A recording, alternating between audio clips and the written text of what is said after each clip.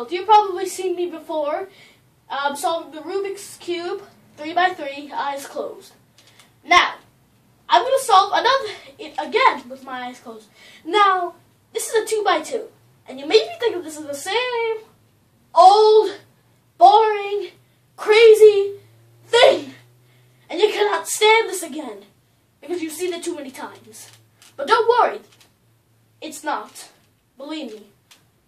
So, as you can see, here it is a Rubik's Cube. I believe you've seen it is mixed up. You can see. Okay, good. You can see my eyes are closed. Let me start.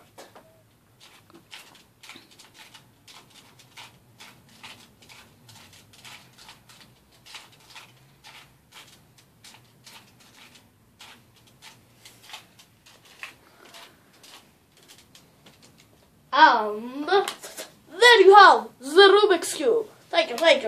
Oh, well, you know. Oh, what is this for me? Oh, thank you.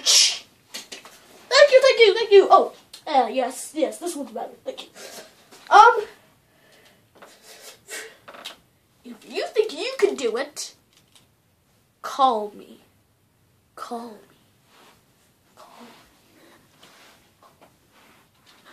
I did.